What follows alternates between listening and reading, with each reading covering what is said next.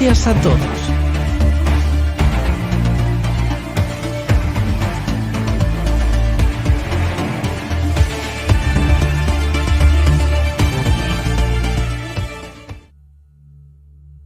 En este primer capítulo, abordamos las raíces del conflicto israelí-palestino. Comenzamos definiendo un hecho que no puede ser negado. Una sola tierra para dos pueblos que históricamente nunca han tenido una tierra. Por decir algo, los judíos reclaman la tierra de Israel desde el 70 después de Cristo. Desde la destrucción del último templo de Jerusalén. Desde entonces, inició la famosa diáspora. Los judíos se dispersaron por Europa, y luego por el mundo. Y luego los palestinos, una población de origen árabe, pero no enteramente musulmana, de hecho, que se establece en la zona. A partir de las diversas migraciones que afectan el área a partir del siglo IV de Do. Y que se estratifican, se mezclan con otras etnias. Pero nunca han recibido una impronta, un claro reconocimiento de nación autónoma. El gran enfrentamiento ocurre en el siglo XX. Ocurre cuando los dos respectivos focos nacionales reclaman primero uno y luego el otro el estatus de nación. La nación no es simplemente un estado. La nación es ser reconocidos como un conjunto con su propio idioma, sus propias tradiciones, su propia historia. Por ejemplo, existe la nación armenia, que no es exclusivamente el estado de Armenia, sino también todos los inmigrantes, principalmente en Francia. Existe la nación italiana, y existía mucho antes de la unificación de Italia, en 1861. Existe una nación judía, en este caso israelí, existe una nación palestina. El problema es que hacer coexistir dos naciones tan diferentes y durante mucho tiempo no reconocidas, ni por un lado ni por el otro, es problemático. Muy problemático. También lo es para las Naciones Unidas. Piensen en las actuales Naciones Unidas, que nacen de las cenizas de la fallida Sociedad de Naciones. Y sobre la base de esa Carta del Atlántico, firmada en plena Segunda Guerra Mundial por Winston Churchill y Franklin Delano Roosevelt, se encuentran enfrentando, apenas dadas, ya varias cuestiones. Una de estas es precisamente el exmandato británico sobre Palestina. Por otro lado, a partir de 1919 en adelante, Gran Bretaña administra gran parte del área de Medio Oriente, en nombre del acuerdo Sykes-Picot, un acuerdo que podríamos definir como clandestino, firmado en pleno Gran Conflicto Mundial. El primero, la famosa Gran Guerra, entre el señor Sykes y el señor Picot, representantes respectivamente del Ministerio de Relaciones Exteriores británico y francés. Estos dos caballeros que actúan en nombre de sus respectivos gobiernos. Bueno, estos dos caballeros deciden, en plena guerra, repartirse los despojos de lo que ya no será el Imperio Otomano. Se dejará en paz a Arabia. Se dejará oficialmente a los hachemitas, que sin embargo la perderán pocos años después en una guerra civil con los wahabitas de Al-Saud. El resto de la península se divide. Se crea de la nada el reino de Irak, pero existió antes. Se crea el reino de Transjordania, también confiado a un hachemita. También confiado a un hachemita. Pero ambos son regímenes títeres. Han sido dependientes y no independientes. ¿Dependientes de quién? De Gran Bretaña. Está Siria, está Líbano, todo bajo el control francés. Y luego está Palestina. Palestina, que en los años 20 comienza a haber una masiva inmigración judía. ¿Impulsada por qué? Existe una palabra que para algunos suena como un insulto o una mala palabra, independientemente del contexto. Sionismo. ¿Pero saben qué significa sionismo? Deriva principalmente del monte Sión, una de las colinas de Jerusalén. Según la tradición judía, es una colina de gran importancia religiosa. Con el término sionismo, sin embargo, se refiere al deseo de devolver a los judíos una patria en la tierra. Esos judíos que están dispersos, como hemos dicho, por todo el globo, entre finales del siglo XIX y principios del siglo XX, comienzan a formar una especie de conciencia nacional. El mérito es de un periodista. Se llama Theodor Herzl. Es vienés, pero es judío. Y Herzl asiste, a principios de 1896, a un hecho que lo conmociona. Quizás algunos de ustedes ya conocen este hecho. Quizás lo han visto en el cine. Fue ilustrado por una película muy seguida de Roman Polanski, El oficial y el espía. Ese hecho es la degradación del capitán de Dreyfus, un oficial de artillería francés falsamente acusado, con pruebas manipuladas de alta traición. La historia, luego, aclaró que Dreyfus solo era víctima de las maldiciones de otros. Pero esa degradación pública, acompañada de una campaña de odio antisemita, había impulsado a Herzl a redactar un texto, el Manifiesto del Movimiento Sionista. ¿Y qué estaba escrito en este manifiesto? El deseo de devolver a los judíos, dispersos por todo el mundo, una patria de otra manera. Los judíos en Europa sufren dificultades entre finales del siglo XIX y principios del XX. De hecho, no solo está Francia, donde el revanchismo post-derrota de 1870. Las sospechas, tanto hacia los judíos como hacia los alsacianos, y Dreyfus tenía el defecto mortal de ser tanto judío como alsaciano, hacían que el clima fuera venenoso. No, hay pogromos en el este, en el Imperio zarista, donde la policía zarista descarga la ira popular. Una ira debido a la falta de comida, al hambre, a la falta de educación, al frío, a las enfermedades. Se acusa a los judíos de ser los instigadores de todo mal. La policía zarista llega al punto de fabricar un engaño, un falso histórico muy famoso. Los protocolos de los sabios ancianos de Sion, que no es más que un manifiesto teórico de supremacismo judío, pero que es precisamente un engaño. Es solo la voluntad de la policía zarista de crear el casus belli perfecto para justificar los pogromos, las masacres. Es precisamente de la Rusia zarista de donde huyen los primeros judíos y se dirigen a Palestina, estimulados por los escritos de Herzl y por el deseo de encontrar una patria. En Palestina. Pero hay que decir que todavía resistía desde hace varios siglos una pequeña comunidad judía que inicialmente no ve con buenos ojos esta nueva inmigración. Pero los primeros años todo va bien. Lo que cambia es la derrota del Imperio Otomano en la Primera Guerra Mundial y la desintegración del Imperio zarista. La derrota otomana crea una división de su antiguo imperio. La desintegración del Imperio zarista provoca más huidas. No solo están los llamados rusos blancos, no los bielorrusos. Hablamos de los mencheviques, de los opositores, de los bolcheviques. No, también están los judíos que huyen, buscan una tierra prometida, buscan una nueva patria y comienzan a moverse cada vez más hacia Palestina, hacia Jerusalén. Por otro lado, cuando los judíos celebran entre ellos, dicen, el próximo año en Jerusalén. Todo esto tiene una raíz cultural, religiosa e histórica. El problema es que el flujo inicialmente incontrolado de una verdadera migración provoca reacciones adversas. Reacciones adversas en el mandato británico, ya que los británicos no están listos para recibir y reorganizar a tanta gente. Y reacciones adversas dentro de la comunidad árabe, que, aunque esté bajo la tutela de los ingleses, no está satisfecha. Porque más gente significa menos tierra para habitar, más asentamientos. Son vistos como una usurpación. Allí nace el futuro conflicto árabe-israelí y comienzan a verse las primeras fracturas entre finales de los años 20 y principios de los 30, incluso con pogroms, incluso en Palestina. El instigador de estos pogroms es el Gran Mufti de Jerusalén, una autoridad religiosa sunita. Al-Husseini decide estimular a la población local contra la inmigración judía. Aparte de la ironía del destino, los que sufren las consecuencias de estos pogroms no son los inmigrantes europeos, sino los judíos que han vivido en Palestina durante siglos, la pequeña comunidad local que es masacrada. A partir de ese momento, los ingleses intervienen, ponen frenos a la inmigración a través del llamado Libro Blanco. Incluso, implementan un bloqueo naval para evitar que los barcos llenos de judíos desesperados puedan llegar a las playas de Palestina. La Segunda Guerra Mundial añade otros elementos a una tragedia que podríamos definir como perfecta. El Holocausto, lo sabemos, representa una de las mayores tragedias humanas. Y cuando termina la guerra, cuando se descubren todos los horrores de los campos de exterminio, el mundo queda conmocionado, y los mismos ingleses abandonan el Libro Blanco, dando nuevamente vía libre a la inmigración. Con algunos obstáculos en el trayecto. Es el caso del barco President Warfield, rebautizado como Exodus, que parte de Alemania con muchos refugiados de los campos rumbo a Palestina. El recorrido del barco es seguido por los barcos de guerra británicos, es desviado a Chipre. La gente en Borsdo, en un cierto punto, organiza una huelga de hambre. O desembarcarán en Palestina, o morirán todos a bordo en el puerto. Es un caso que causa escándalo, el de la presidenta Warfield. Pero hay más. Porque después de los pogromos de los años 30, los judíos en Palestina se organizaron en núcleos de autodefensa. Está la Haganah, que es una verdadera milicia de autodefensa.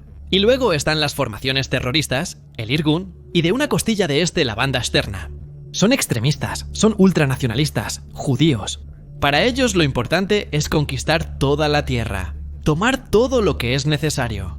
Y son precisamente estas formaciones las que atacan no solo a los pueblos árabes, sino también a los propios ingleses. Atacan las estaciones de policía, los puestos de control, hasta hacer explotar una ala entera del hotel King David, el hotel que alberga a gran parte del Estado Mayor del Mandato Británico en Palestina. El atentado terrorista al hotel King David es la gota que colma el vaso. Desde ese momento, los ingleses devuelven el mandato a las Naciones Unidas. ¿Y qué hacen ellas? Discuten, hasta llegar a una resolución. Una resolución que oficialmente recomienda la división del exmandato en 2 estados separados, uno para los judíos y uno para los palestinos. Se comienza a usar el término palestino para definir a esa comunidad árabe que habita el territorio. Es una comunidad que no es reconocida como egipcia, no es reconocida como siria, no es reconocida como libanesa, ni siquiera es reconocida como jordano-palestinos. Gente sin una bandera, sin una nación, sin nada que pueda garantizar sus legítimas aspiraciones. La 181, votada el 29 de noviembre de 1946, recomienda esta división. Un poco de allá, un poco de acá, con Jerusalén como ciudad libre, como núcleo independiente, que garantice los derechos de todos, pero que no pertenezca a ninguno de los 2 estados. Es una utopía, una hermosa utopía, la teorizada por la Asamblea General de las Naciones Unidas, pero no es una utopía practicable.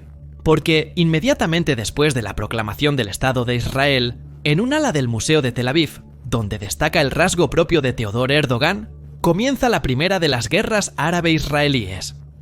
Israel, que aún no es un Estado, pero que busca afanosamente afirmarse como Estado, es atacado por Egipto, Irak, el Reino de Transjordania, Siria, Líbano. Claro, no todos los ejércitos participan de la misma manera, pero notaron algo. Las repúblicas árabes, los reinos árabes no intervienen para proteger a los palestinos. No les importa. Lo que quieren es llevarse partes del botín. No quieren un Estado judío, porque en realidad quieren poner sus manos en Palestina. Al final de la guerra de 1949 surge el Estado de Israel, pero cada uno se ha llevado algo. Egipto se llevó la Franja de Gaza, que conserva hasta 1967 el Reino de Transjordania. Se lleva la Cisjordania, la Cisjordania que, entre otras cosas, es la zona más fértil de toda la llanura alrededor del Jordán. Aquellos que debían ser territorios dados a un Estado palestino, que sin embargo no tiene estructuras, no tiene líderes, no tiene nada, son tomados por otros estados. Esto es una de las grandes distorsiones del conflicto árabe-palestino. Piénsenlo. Muchos se proclaman padrinos defensores de la causa palestina, pero pocos renuncian a algo para tener un Estado palestino, porque un Estado palestino realmente pueda nacer. No es casualidad que hasta mediados de los años 60, los palestinos sean esencialmente huéspedes no deseados en su propia tierra, administrada por otros estados. Viven en campos de refugiados, en Cisjordania, en Transjordania, en Gaza. Esa sería su tierra. Sin embargo, viven como huéspedes apenas tolerados por egipcios y jordanos. Luego la historia tendrá varios cambios. Lo que hace, especialmente en todo esto, es que se debe llegar a los acuerdos de Oslo de 1993, para que existan las verdaderas premisas para la fundación de un Estado palestino. Para implementar la resolución de la Asamblea General de Novo, pasaron 46 años desde 1947 hasta 1993. Se necesitan 46 años para llegar a esbozar una partición del terreno, para dar lugar, sobre todo, a un verdadero Estado palestino. Mientras que el Estado israelí, de todos modos, tiene estructuras ya sólidas en su nacimiento, tiene un gobierno, tiene una apariencia de parlamento, lo que luego se convertirá en la Knesset, tiene estructuras estatales. El Estado palestino no tiene nada, y esencialmente tiene que pedir prestado lo que encuentra, absorberlo, reorganizarlo, incluso con estructuras. Porque si hemos llegado a la situación moderna, en la que existen casi 2 estados palestinos, la West Bank, bajo la Autoridad Nacional Palestina, y la Franja de Gaza, gobernada desde hace muchos años por Hamás, es porque falta, y siempre ha faltado, desafortunadamente, al pueblo palestino una auténtica conciencia de nación. Se ha pensado siempre en el ámbito palestino, de poder recuperar una tierra que se ha idealizado, pero sin contornos precisos, sin un orden preciso.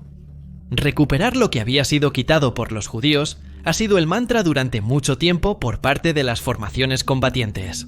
Parlamentos palestinos. A aquellos de estos, protagonistas de actos de terrorismo puro, incluso en Europa. El enemigo sionista, esa palabra que ya hemos dicho, tiene una connotación negativa, aunque en realidad nace con nobles, ¿entiendes?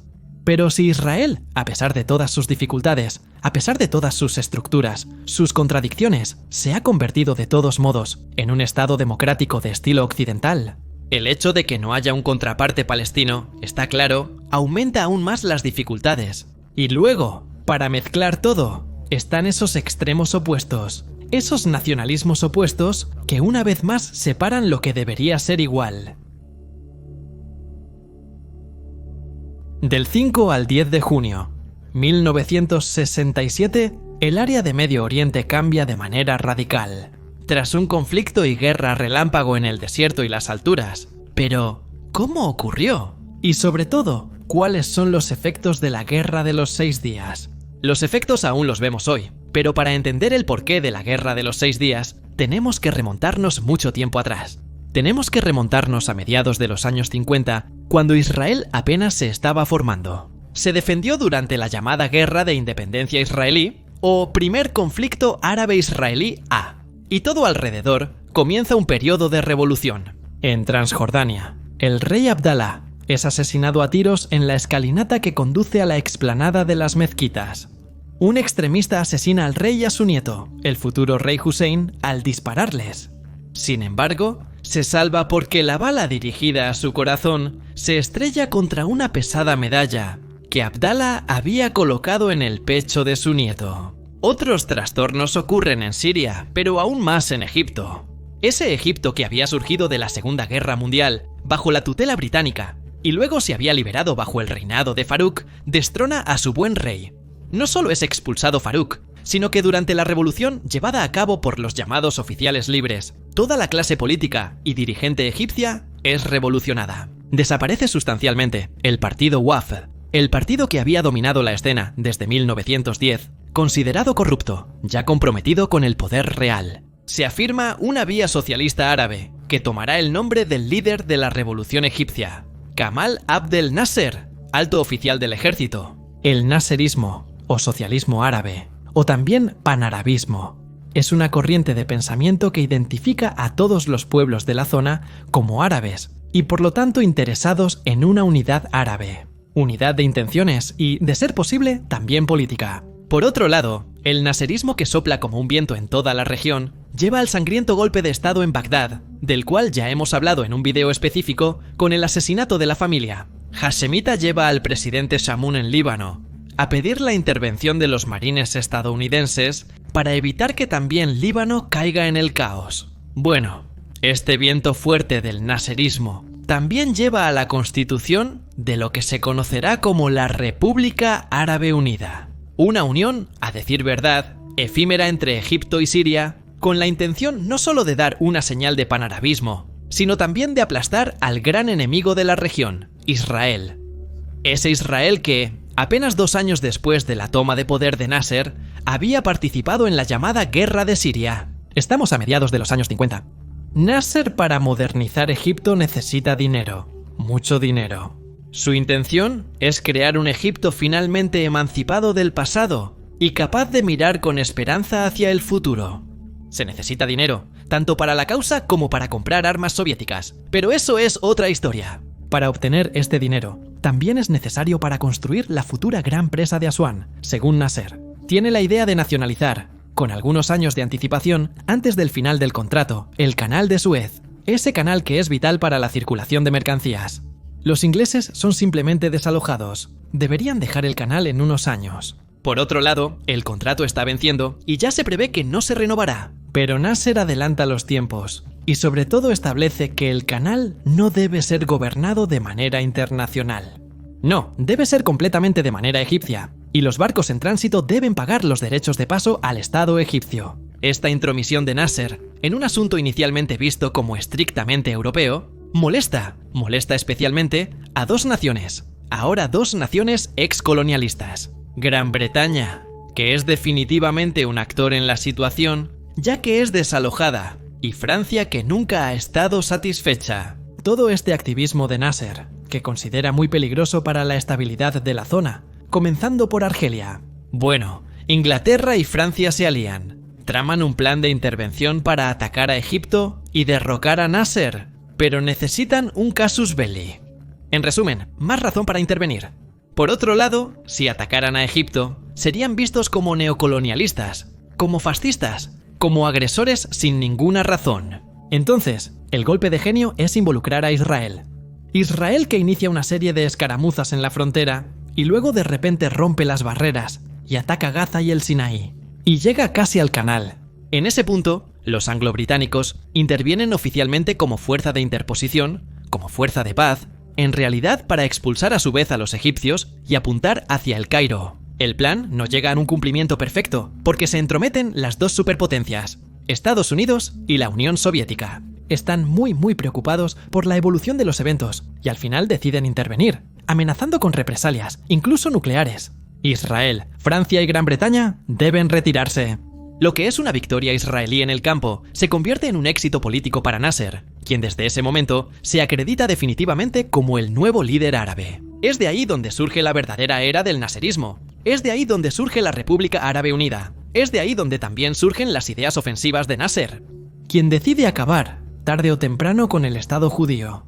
Pronto comienza a adquirir más y más armas de la Unión Soviética. Compra aviones de bombardeo, aviones de caza, interceptores, aviones de transporte, tanques, piezas de artillería autopropulsadas. También pide misiles, pero la Unión Soviética no está dispuesta a vender misiles en ese periodo. Y en este asunto nos ocupamos hablando de la operación Damocles de los misiles de Nasser. Encuentra el video en el canal. Por supuesto, el Estado judío no se queda mirando. De hecho, si Nasser compra armas, Israel hace lo mismo, si los antiguos proveedores de Israel ya no están disponibles. Por otro lado, Israel en sus primeros años de vida obtuvo suministros de Yugoslavia, de la República Checoslovaca, incluso de la Unión Soviética. Se ve como un intento antiimperialista y anticolonialista. Desde mediados de los 50, Israel tiene un proveedor de armas privilegiado, que continúa hasta hoy, Estados Unidos. Israel necesita muchas armas, especialmente tanques. Gracias a la administración Kennedy se perfecciona un acuerdo con Levi Strauss. De los nombres de los ministros de Relaciones Exteriores de Israel y la República Federal Alemana. Los Estados Unidos, para evitar irritar a los árabes, por otro lado, en la zona apoyan tanto a Líbano como a Transjordania. Intervienen a través de la República Federal Alemana, donde los israelíes están autorizados a comprar tanques Patton M47 y M48 de segunda mano, importados de los Estados Unidos, o producidos localmente bajo licencia. Estos tanques viajan desde Alemania hasta Israel y constituyen una buena parte del nuevo arsenal ofensivo israelí. Las fricciones entre la República Árabe Unida, es decir, Egipto y Siria por un lado e Israel por el otro, continúan durante mucho tiempo. Se consumen durante meses. Por otro lado, ninguno de los dos contendientes se hace ilusiones sobre lo que sucederá. Todos saben que la guerra es esencialmente inevitable. La RAU, al final, aunque ya ha sido rediseñada porque ha dejado de existir en Egipto y Siria, también involucra a Jordania. Hussein no está particularmente convencido, pero sabe que su rechazo provocaría rápidamente un golpe de Estado. Y su fin, no solo político. Por lo tanto, decide ceder y formar parte del gran plan de ataque contra Israel. Sin embargo, Israel está perfectamente al tanto de todo lo que sucede en el campo enemigo. Tiene una excelente red de información, y parte de esta red es un superespía. Wolfgang Loh, cuyo verdadero nombre es Sheheb, es un yeque, un judío nacido en Alemania. Emigró a Israel y se construyó una falsa identidad como exoficial nazi. Después de todo, es alto, rubio, de ojos azules, rasgos agudos y no está circuncidado, lo cual es bastante singular.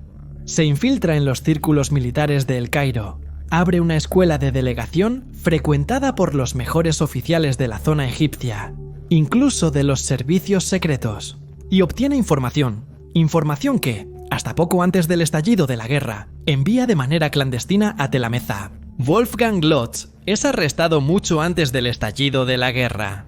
Es atrapado enviando mensajes desde una radio en el baño de su casa. Pero inicialmente se piensa que es un espía alemán. Tomará tiempo para aclarar su naturaleza, pero su trabajo es fundamental. Es fundamental porque no solo permite desenmascarar el programa de misiles de Nasser. Su trabajo permite a Israel identificar todas las bases militares organizadas para la ofensiva y preparar a su vez una contraofensiva, más aún, una contraofensiva preventiva. Golpear primero para evitar ser golpeado. A las 7:45 del 5 de junio 1967 se lanza la ofensiva israelí. ¿Por qué los israelíes decidieron golpear? ¿Por qué? El movimiento egipcio de cerrar los estrechos de Tirana, los estrechos por donde pasan los barcos israelíes hacia Eilat, representa el clásico casus belli, la razón clásica para generar una crisis diplomática y luego militar. Antes de ser atacados, los israelíes atacan primero con la fuerza aérea, como mencionamos, que en oleadas, en el transcurso de unas pocas horas, con la Operación Focus, destruyen en tierra casi todos los aviones y helicópteros proporcionados por la Unión Soviética, tanto a Siria como a Egipto. También las fuerzas aéreas jordanas son golpeadas en tierra en el transcurso de una mañana. Israel se garantiza la supremacía aérea, que en la guerra y en los amplios espacios del desierto es fundamental. A partir de ese momento, se inician las operaciones terrestres en 3 direcciones. La primera es al noreste, apuntando a las alturas del Golán, colinas que dominan la Galilea. Pero quien las conquista también puede mirar hasta Damasco, y por lo tanto, ejercer un control más que una amenaza. En perspectiva, desde ambos lados de las alturas. Esas alturas están en manos de los sirios que en cuestión de días son desalojados, de las fuerzas de defensa israelíes, las fuerzas de defensa israelíes, las fuerzas armadas israelíes. La segunda dirección es al suroeste, Gaza y Sirai. En 5 días de combate, el ejército israelí expulsa al egipcio de Gaza y corre a lo largo de todo el Sinaí. Retoma las etapas recorridas algunos años antes y llega a Sharm el-Sheikh, al sur y con vista al canal al oeste. Finalmente, la última dirección, hacia el este de Jerusalén y la West Bank. Jerusalén estaba dividida desde 1949, desde el final del primer conflicto, la mitad árabe bajo el control de Transjordania y la mitad israelí casi un enclave. No es una operación sencilla para Jerusalén, pero lo logra tomando el saliente de Latrun, tomando Ramallah y luego extendiéndose por toda la West Bank. Al final de la guerra, el 10 de junio 1967, cuando se llega a un acuerdo para el cese del fuego. El mapa del Medio Oriente ha cambiado. Israel ha más que duplicado su tamaño territorial. Se ha apoderado de todo el Sinaí, Gaza, la West Bank, lo usaremos en tierra. Y el Golán tiene una posición de fuerza tal que puede dominar a los adversarios, tanto desde un punto de vista militar como desde un punto de vista político. Las negociaciones, que se han llevado a cabo desde el 67 hasta el 1981, serán agotadoras y verán a Israel poder desempeñar siempre una parte del protagonista. A pesar de la ofensiva del 73, el llamado conflicto del Yom Kippur Muro, Israel puede contar con su posición de fuerza, tanto que puede anexar inmediatamente Jerusalén y luego también anexar Icolá, un acto unilateral, no reconocido por las Naciones Unidas. De hecho, las Naciones Unidas emiten una resolución del Consejo de Seguridad que exige a Israel que se retire de los territorios invadidos e inicie negociaciones de paz. La retirada se producirá desde el Sinaí después de los primeros acuerdos de Camp David, acuerdos que luego costarán la vida al presidente egipcio Sadat, el hombre que toma el lugar de Nasser, cuando el Ra'is sufre un ataque al corazón fatal. El Golán nunca volverá a los sirios, será mantenido e incorporado a Israel. Gaza y la West Bank serán gobernadas por los israelíes hasta el nacimiento de lo que hoy se llama Autoridad Nacional Palestina, aunque esté dividida en 2. Desde entonces, los árabes llaman a 1967 como Al-Naksa, que significa la derrota o la catástrofe. Es una derrota ardiente, que hace entender en primer lugar cómo la supuesta unidad árabe, el supuesto panarabismo de Nasser, es solo una fachada.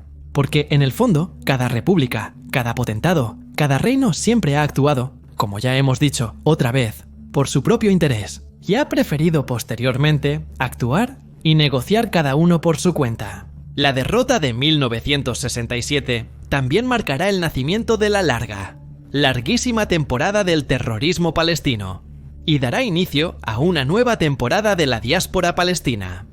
Los palestinos se moverán desde la West Bank hacia Jordania, la colonizarán intentarán transformar el reino en una especie de Estado palestino, hasta el Septiembre Negro de 1970. Luego, después de la expulsión forzada decidida por la reacción furiosa del rey Hussein y la Legión Árabe, el Líbano, que es como un paraíso, la Suiza del Medio Oriente, cae en una pesadilla interminable, mucho antes de los 15 años de la Guerra Civil, y luego despertándose en tiempos recientes, con las dificultades políticas, y aún con la pesada y opresiva presencia en la zona del gendarme sirio y de Hezbollah. El 1967, la Guerra de los 6 días, representa para los historiadores un tema de estudio, de profundo estudio para entender las dinámicas de una región cada vez más compleja, y que desde ese momento no solo ha visto reescribir una y otra vez las líneas de frontera, los mapas geopolíticos. Produjo en 1967 muchos trastornos de tipo social, económico, militar, analítico y diplomático. Si por un lado 1967 produjo la larga ola de terrorismo, por otro lado también llevó a algunos estados árabes a iniciar un arduo camino de reconocimiento del Estado de Israel. No es un camino concluido, no es un camino sencillo, pero está claro que para encontrar la paz, para encontrar un punto de equilibrio, es necesario reconocernos unos a otros y entender que este planeta, que es uno solo, debe contenernos. Todos nosotros, cada uno con sus propias aspiraciones legítimas, pero que no pueden convertirse en abusos hacia nuestro prójimo y nuestro semejante. El Medio Oriente se vuelve el paradigma de esto. Estados y pueblos peleándose, odiándose y masacrándose entre sí.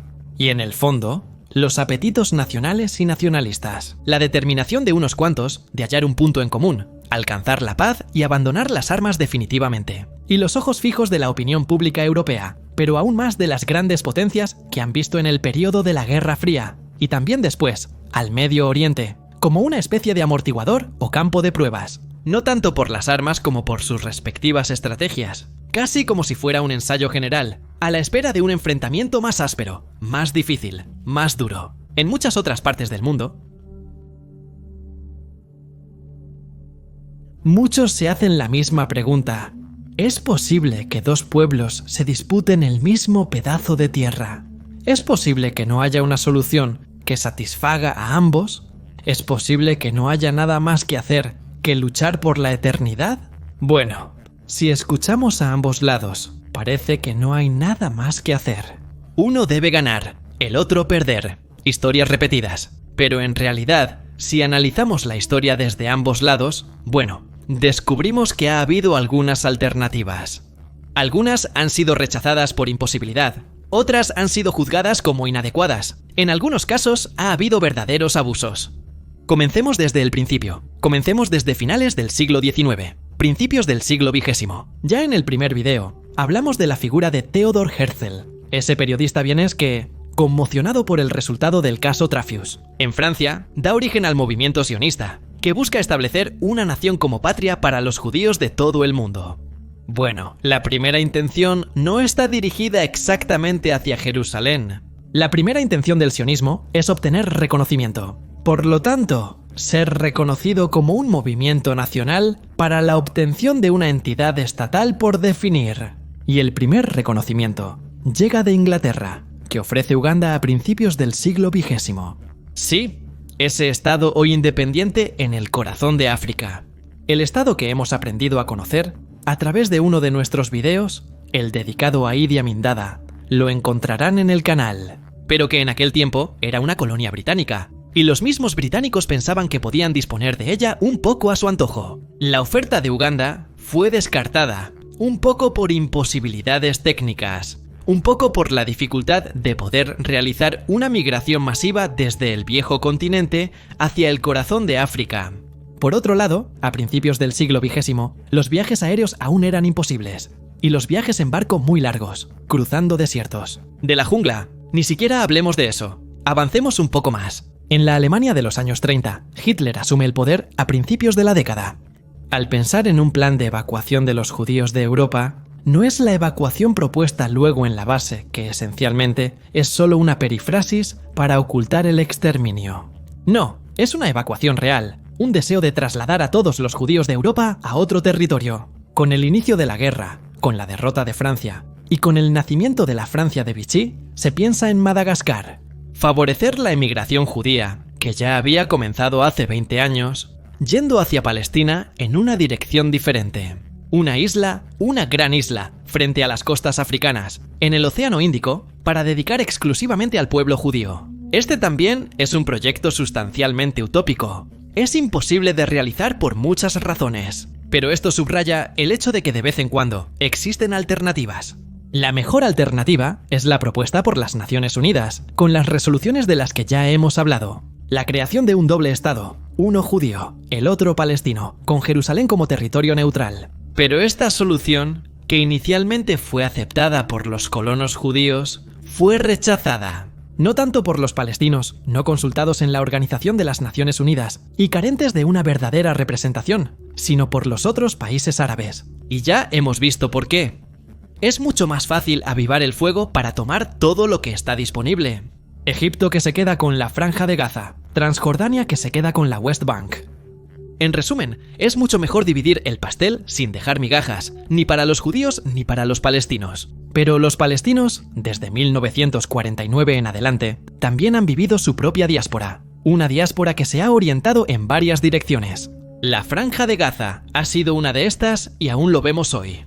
Han pasado muchas décadas desde entonces, y sin embargo, la franja ha sido, desde 1949 en adelante, un receptáculo de campos de refugiados. Por otro lado, inicialmente bajo la protección egipcia, aunque con el control naseriano, a partir de 1952 en adelante, y luego con el control de Sadat y sus sucesores. La franja siempre ha intentado acoger, pero también sofocar, acoger a los refugiados y sofocar los impulsos más peligrosos, no tanto para Israel, sino para el Estado egipcio. Pensemos en los Hermanos Musulmanes, esa congregación un poco política, un poco religiosa, que durante mucho tiempo se opone al poder de los militares en Egipto y que es aplastada sin piedad. Solo piensen que el actual Hamas nace idealmente de una costilla de los Hermanos Musulmanes, y eso dice mucho. Luego está Cisjordania, la West Bank, la orilla occidental, más allá del Jordán, territorio anexado por el reino de Transjordania, reino hachemita disputado, luego conquistado por Israel en 1967.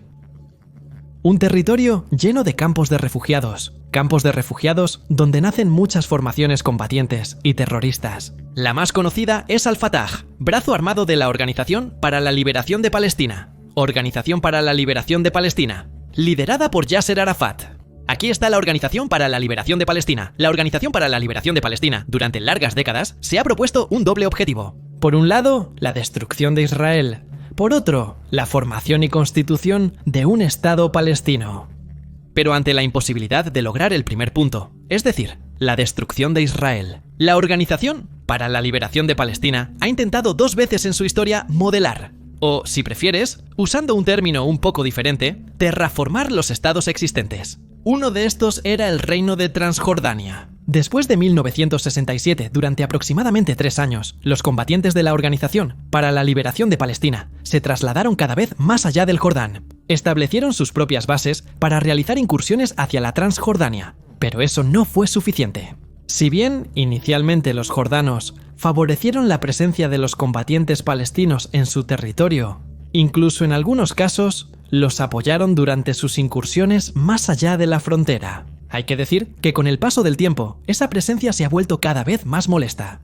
Les doy una fecha. Septiembre de 1970 es un mes que pasará a la historia como el Septiembre Negro, y dará el nombre posteriormente también a una de las formaciones terroristas más extremas, la responsable de la masacre de Múnich en las Olimpiadas de 1972. De eso ya hemos hablado, encuentren el video en el canal. ¿Qué sucede en el Septiembre Negro de 1970?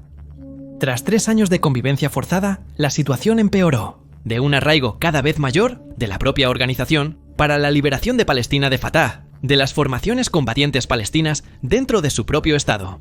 El rey Hussein de Jordania dice basta, y lo dice después de episodios muy graves. Sucede, por ejemplo, que hecho brazo armado de la Organización para la Liberación de Palestina desvía algunos aviones comerciales a territorio jordano, los hace aterrizar. Sombra de 2 páginas. Los pasajeros son hechos, pueden saltar en el aire en la pista. Con todo capturado por cámaras internacionales e incluso visados creados ad hoc por la Organización para la Liberación de Palestina, colocados en los pasaportes de pasajeros y tripulación.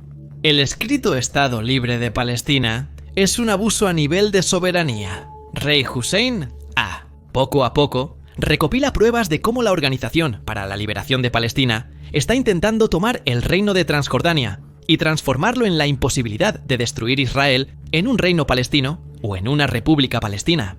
Solo falta una cosa, obviamente falta eliminar el último obstáculo. El propio rey Hussein, que ha sido objeto de algunos intentos de asesinato después del último intento fallido. Hussein, precisamente, dice basta, y dice basta de la manera más brutal posible. Desata la Legión Árabe, desata el ejército jordano. Se encarga al ejército atacar a los líderes refugiados, atacar las posiciones de Fatah, expulsar violentamente la presencia palestina del reino. Siguen días de grandes disturbios, días de combates, tanques que entran en los campos, quedan atrapados en los callejones, son atacados con cohetes antitanque. Los Rocket Propelled Grenade se lucha calle por calle. En esos días es un caos total. Desde el norte, desde Siria, una brigada entera del ejército sirio, con los emblemas del Ejército de Liberación de Palestina, se pone en marcha hacia la frontera con Jordania. Hussein pide ayuda a los Estados Unidos, quienes convencen a Israel, por primera vez en su historia, de hacer algo en favor de Jordania. Israel envía algunos de sus aviones de combate para sobrevolar a muy baja altura la columna de vehículos que se dirige hacia la frontera. Tan baja es la altitud que en momentos los conductores de los vehículos podrían leer no solo la historia de David, sino incluso los números de matrícula de los aviones y las instrucciones, en caso de peligro para el piloto, para eyectarse. Después de algunos vuelos a baja altitud, la columna retrocede, asustada. En Jordania, la masacre sigue. Yasser Arafat, que al principio proclamó la victoria, debe huir de su propio cuartel general. Según algunos de sus colaboradores, incluso se disfraza de mujer para escapar y sobrevivir, sobre todo a la furia vengativa de los soldados jordanos. Se necesita la mediación de Gamal Abdel Nasser, ya enfermo de corazón, para evitar un baño de sangre prácticamente fratricida entre los pueblos árabes. El Holp y todos sus combatientes pueden abandonar Jordania.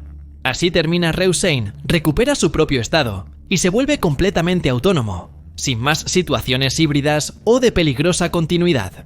Pero ¿dónde terminan todos estos combatientes palestinos?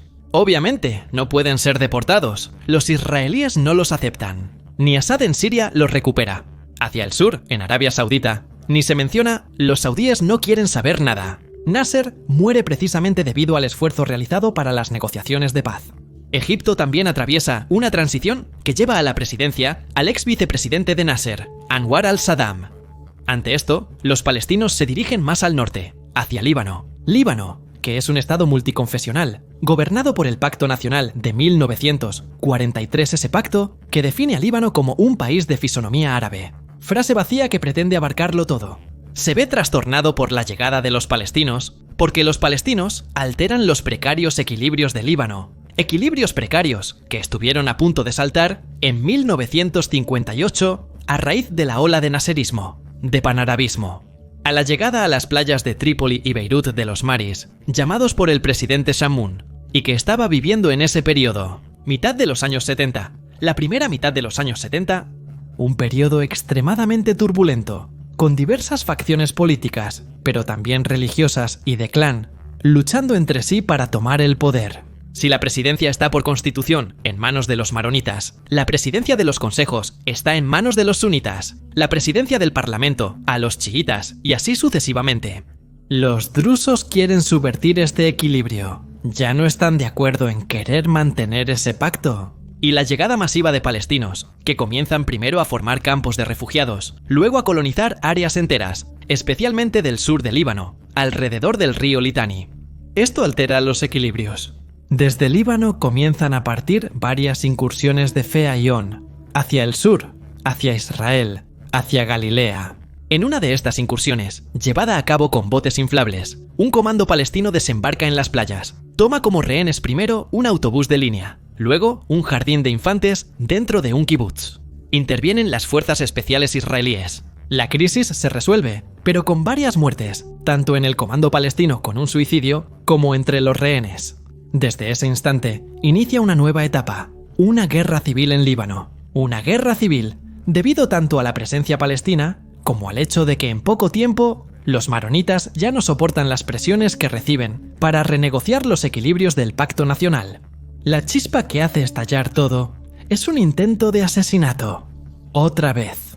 No hay un rey para eliminar, ni siquiera un presidente de la República, sino más bien un viejo patriarca de la política. Se llama Pierre Gemayel, es el fundador de Falash, el Kadeb, partido armado de la derecha reaccionaria libanesa.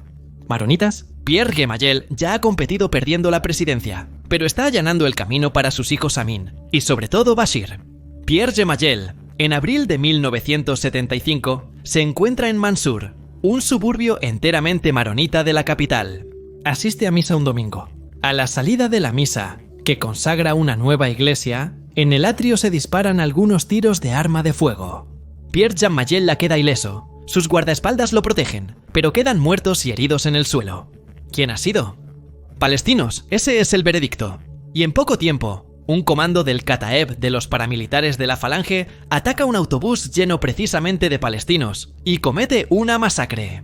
Así es como comienza la guerra civil en Líbano. Es un enfrentamiento entre libaneses y palestinos. Un enfrentamiento que durará 7 largos años. 7 años de guerra civil. Con la intervención de Israel, con la intervención de Siria, que es llamada en ayuda por el presidente libanés de la época. Luego, con la llegada de las fuerzas de paz internacionales, Israel se retira mientras los sirios permanecen en el área. Una nueva ofensiva, la Operación Paz en Galilea, el asedio de Beirut Oeste, las masacres de los campos, pensamos en Tel Esatar, la colina de la Sed, la masacre de Damur, los palestinos que se vengan y atacan una ciudad en la costa, masacrando a los habitantes, hasta el asedio final. A la decisión de Arafat de abandonar el sueño de tomar esta vez el Líbano y huir a Túnez con todos sus paramilitares. Al salir de los campos de refugiados, quedan prácticamente indefensos, confiando su protección a las fuerzas internacionales de paz. Pero bastará poco, bastará una chispa para encender otro incendio. Esa chispa es el asesinato por bomba del presidente electo libanés, Bashir Gemayel, que es asesinado en septiembre. Septiembre, un mal mes en 1982. Ese asesinato pide venganza, y el Kataeb elige como venganza 2 campos, Sabra y Shatila. 2 campos que se encuentran en los márgenes de la capital, que son rodeados por el ejército israelí que dispara. Bengala para iluminar la noche como si fuera día, y allanar el camino para la entrada de los escuadrones de la muerte de Kataeb, que causan estragos en Sabra y Shatila. Una masacre horrible, que obligará a las Naciones Unidas a convocar en la zona a la fuerza de paz, aunque básicamente sin la bandera de la Organización de las Naciones Unidas debido a problemas internos en el Consejo de Seguridad. Como pueden ver, la historia presenta muchas facetas. No solo existe la pretensión de tomar esa tierra que va desde Galilea hasta Lat, desde Gaza hasta el Mar Muerto y las orillas del Jordán. Hay 2 pueblos, el judío y el palestino, que reclaman reconocimiento. Y como reconocimiento reclaman una casa donde criar a sus hijos, donde poder aplicar sus propias leyes, donde poder ejercer un poder. Ha habido oportunidades reales o supuestas, ha habido intentos, a veces violentos, como en Jordania, como en Líbano. Sin embargo, los resultados siempre son los mismos. Y siempre volvemos allí, volvemos a esa tierra, entre Galilea y Eilat, entre Gaza y el Mar Muerto y las orillas del Jordán. Una tierra atormentada que durante casi un siglo ha sido reclamada por al menos 2 partes. ¿Cuántas veces, leyendo los periódicos, o escuchando un informe en la televisión o la radio, o incluso leyendo las noticias en internet, se han encontrado, en términos un poco difíciles, términos escritos en otro idioma, transliterados de otro alfabeto, y términos que identifican entidades políticas o militares, o conceptos que no siempre son tan simples? Y entonces, incluso en el complejo conflicto entre palestinos e israelíes, es bueno conocer las palabras para evitar posiblemente hacer evaluaciones erróneas o caer en tópicos. Y entonces, aquí tienen un pequeño glosario. Comenzamos con Hamás. Hamás es un movimiento paramilitar y político de carácter terrorista, que surge dentro de la comunidad palestina, especialmente en el área de la Franja de Gaza. La evolución a largo plazo comienza en los años 70 y explota definitivamente con la primera intifada, la de 1987. Desde ese momento en adelante, jamás se convierte en un sujeto activo, cada vez más activo, hasta el punto de firmar directamente las acciones de guerrilla y los ataques de Hamas. Se caracteriza por una cercanía, al menos al principio, a los hermanos musulmanes y por su impronta extremadamente suní y fundamentalista. Esto no excluye el apoyo obtenido en los últimos años por un enemigo teórico del Islam suní como Irán, el Irán chiita. ¿Qué diferencia hay entre suníes y chiíes? Solo dos caminos, los dos caminos principales del Islam. A la muerte del profeta Mahoma, surgió la cuestión de la sucesión del profeta dentro del mundo islámico. La vía mayoritaria sunita, que también se convirtió en la mayoría en la difusión dentro del mundo islámico, rechazó la elección de una vía minoritaria. Shia significa facción que reconocía a un pariente del difunto profeta Mahoma como su sucesor. Aquí comienza la separación, una separación que se ha vuelto sangrienta con el paso del tiempo, con verdaderas guerras de religión. Los chiitas están principalmente en el área iraní, pero también en Irak, donde constituyen la mayoría relativa de la población. Pero también existen ramificaciones chiitas en Siria y Líbano. El resto del mundo islámico de Oriente Medio es fundamentalmente suní, con aquí y allá algunas sectas consideradas heréticas, como la de los rusos. Hezbollah, literalmente el partido de Dios. ¿Qué es Hezbollah? Hezbollah es una formación teocrática y paramilitar que surge en Líbano a principios de los años 80, en plena guerra civil libanesa, hasta la aparición en escena de Hezbollah. La parte chiita libanesa estaba representada por Amal, un partido liderado por Nabi Berri, que tenía posiciones decididamente diferentes. En primer lugar, no teocráticas, sino democráticas. Era un partido que se aliaba con gusto tanto con los maronitas como con los israelíes, para luego cambiar de alianzas, a veces con los sunitas, a veces con los drusos, en función anti-siria. El rápido declive de Amal, debido a constantes cambios de frente, abrió el camino a Hezbollah, una nueva entidad financiada directamente por Irán, para crear en el país de los cedros un aliado leal, una milicia en la zona que sirviera a los intereses de Irán, tanto en el peligroso juego libanés como en relación con el vecino del sur, es decir, Israel. OLP, Organización para la Liberación de Palestina, entidad puramente política, no debe confundirse con su brazo militar, Al-Fatah, que siempre ha firmado las acciones de guerrilla. OLP se ha posicionado en el ámbito internacional. Recordemos también la invitación obtenida por su líder, Yasser Arafat, para hablar en el asiento de la Organización de las Naciones Unidas en Nueva York, como una especie de portavoz de la causa palestina. Claro, no como el único portavoz, pero sí como el universalmente aceptado, al menos como rostro público. Pero no es el único y no es el solo. Ni siquiera es, si queremos verlo con los ojos de la actualidad, el principal actor de la causa palestina. Ya hemos hablado de Hamas. También está el Frente Popular para la Liberación de Palestina, una organización más pequeña que la Organización para la Liberación de Palestina, de clara impronta socialista, mientras que la Organización para la Liberación de Palestina, a pesar de recibir financiamiento del bloque soviético, siempre ha tratado de mantener cierta equidistancia con medios limitados. Fue fundada por un palestino de origen sirio-libanés cristiano, George Abash, ex médico, que después de la Guerra de los 6 días abandona su consultorio médico y se convierte en un líder político y terrorista. El Frente Popular para la Liberación de Palestina es responsable de algunos de los atentados más letales en comparación con la Organización para la Liberación de Palestina. Cuenta con menos apoyos, menos medios, menos hombres, pero eso no limita sus acciones. Con el paso del tiempo, se vuelve cada vez más débil, cada vez más minoritario, también porque es superado por nuevos adversarios internos, como Hamas, como Hezbollah en el norte y como la Yihad Islámica. Eso es, Yihad Islámica. El nombre ya debería decir mucho. La Shiat en el Islam es la Guerra Santa, pero no es una guerra santa como muchos occidentales piensan, dirigida a conquistar. La Guerra Santa, leyendo el Corán y prestando mucha atención a las diversas interpretaciones y al riesgo de malentendidos, está dirigida exclusivamente a la defensa del musulmán. Según la predicación de Mahoma, un buen musulmán debería tomar las armas solo para defenderse, nunca para abrumar al adversario. Además, en el Islam se enseña el respeto y la compasión, especialmente hacia aquellos que se definen como los pueblos del libro, es decir, aquellos adherentes a las grandes religiones monoteístas reveladas cristianismo, judaísmo, zoroastrismo, que son precursores del Islam. Llegan primero, y según la predicación Mahoma, traen un atisbo de verdad. Es decir, dentro de cada una de estas religiones hay una parte de Islam. Según la doctrina maometana, los miembros de estas religiones no deberían ser tocados, mucho menos, reducidos a esclavitud o asesinados. Y para permitirles la práctica de su religión, se permite a través del pago de un impuesto, la jizya, un impuesto que se practica esencialmente a través de su propia fe.